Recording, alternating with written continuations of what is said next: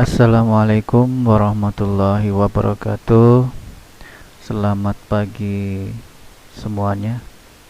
Apa kabar siswa-siswi kelas 9? Luar biasa, alhamdulillah. Mudah-mudahan kita semua senantiasa dalam keadaan sehat walafiat dan semangat dalam belajar.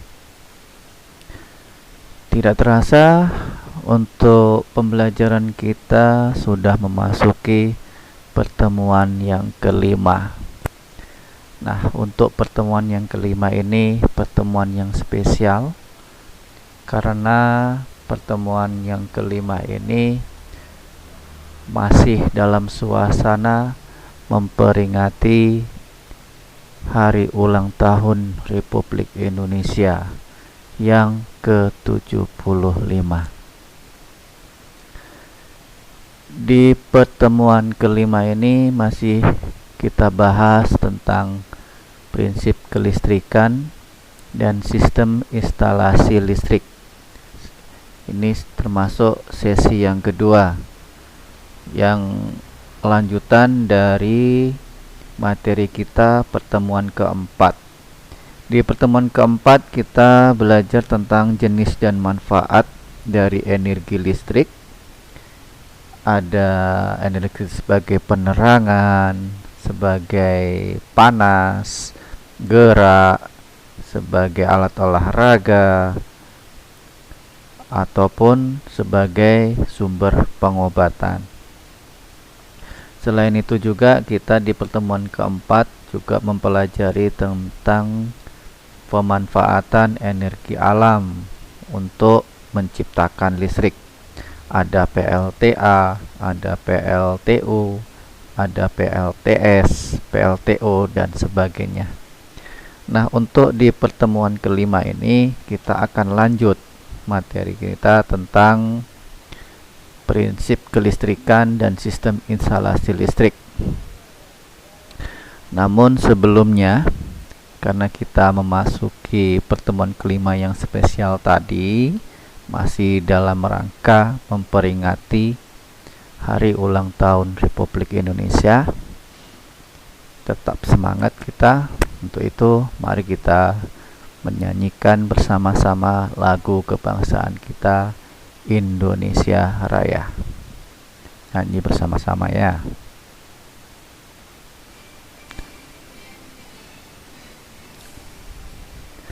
Indonesia tanah airku, tanah tumpah darahku.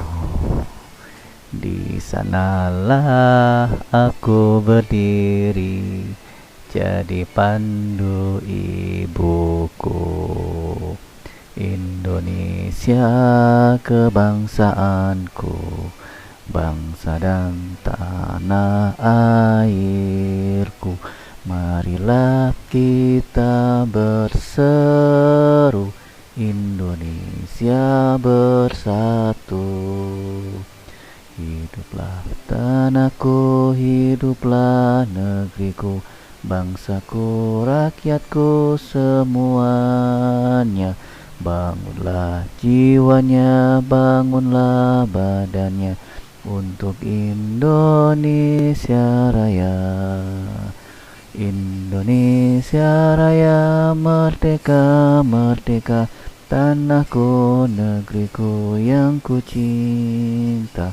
Indonesia Raya, merdeka, merdeka, hiduplah Indonesia Raya.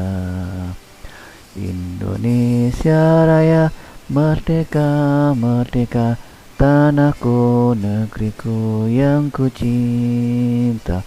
Indonesia Raya, merdeka, merdeka, hiduplah Indonesia Raya.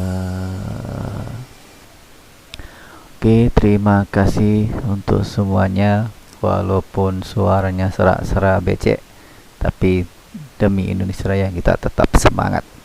Baik, kita sudah menyanyikan lagu kebangsaan kita, Indonesia Raya. Mudah-mudahan ini menjadi semangat positif bagi kita bersama untuk mengisi kemerdekaan Republik Indonesia. Nah, salah satu bukti kita mengisi kemerdekaan sebagai pelajar adalah belajar dengan giat, rajin, dan tetap semangat. Baik, kita lanjut ke materi. Nah, di pertemuan kelima ini kita akan membahas tentang instalasi listrik rumah tangga. Komponen instalasi listrik. Ada dua teknik pemasangan kabel yang biasa diterapkan di sebuah rumah, yaitu inbound dan outbound. Nah, nanti kalian bisa perhatikan instalasi di rumahnya masing-masing seperti apa instalasinya, termasuk ke dalam inbound atau ke outbound.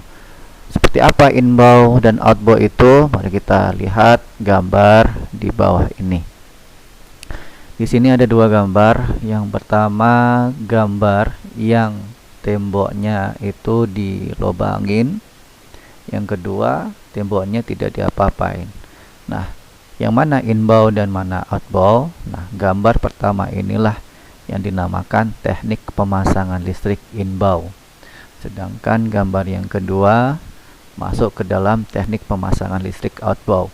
Jadi kesimpulannya, pemasangan listrik teknik inbound itu temboknya, kabelnya itu ditanam di dalam tembok, jadi tidak nampak kabelnya.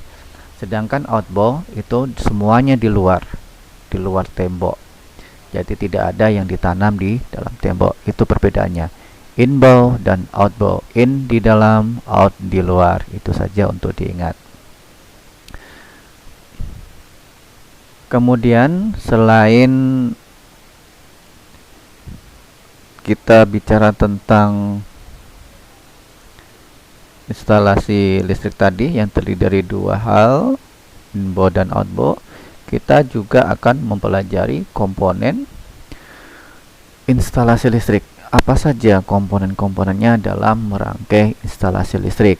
Yang pertama, ini tentu semuanya sudah pernah melihat. Apa ini? Ini dinamakan stop kontak. Di rumah kita banyak. Biasanya untuk menghubungkan arus listrik dari PLN ke media-media elektronik kita, ke alat-alat elektronik kita. Kemudian ini ada pasangannya dari stop kontak, namanya steker. Kemudian di sini ada kabel. Kemudian ini kalau kita mengenalnya adalah meteran, tetapi di bahasa listriknya ini namanya bar gauger, dan sebelahnya ini MCB kita kenal, ini adalah pengaman listrik. Kemudian di sini ada saklar. Nah, fungsinya berbeda-beda. Stop kontak dan steker ini saling terkait untuk menghubungkan arus listrik dari alat satu ke alat yang kedua. Kemudian kabel ini sebagai media arus listrik melewatinya. Kemudian bar gauger ini untuk mengukur berapa daya yang dipakai oleh rumahan selama 1 bulan. Nah, di sini akan dihitung berapa kWh. Kemudian pengaman listrik ini berfungsi untuk menjaga jika ada hubungan singkat, maka MCB atau fuse ini akan membalik dengan sendirinya. Dengan demikian, maka arus listrik akan terputus. Kemudian saklar ini berfungsi untuk memutus dan menyambungkan arus listrik. Apa bedanya pengaman listrik dengan saklar? Kalau pengaman listrik ini bersifat otomatis, apabila ada hubungan pendek, maka otomatis pengaman listrik akan membalik. Sedangkan kalau saklar biasa, harus kita yang membalikkan atau yang memencet atau bersifat manual. Selanjutnya, selain komponen instalasi listrik, kita juga membutuhkan alat-alat untuk merangkai instalasi listrik. Yang pertama adalah toolbox. Ini tempat untuk meletakkan alat-alat listrik kita supaya tidak tercecer dan berantakan. Kemudian ini ada test pen.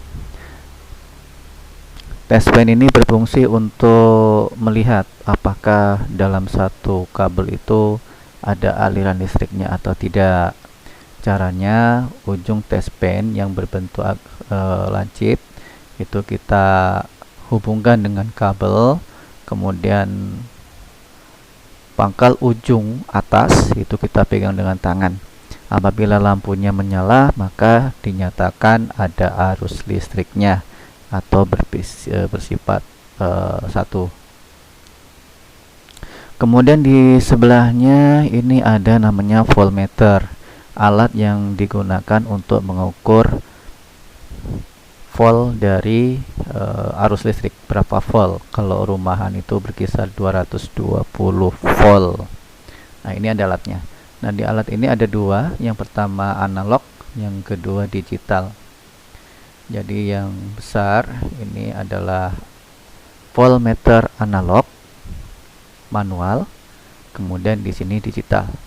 Nah, jumper ini kita hubungkan ke kabel, dua kabel yang ada arusnya, maka secara otomatis akan muncul berapa volt tegangan dari arus listrik yang melewati kabel tersebut. Kemudian di sini ada yang namanya water pass. Water pass ini untuk mengukur atau mengatur kedataran suatu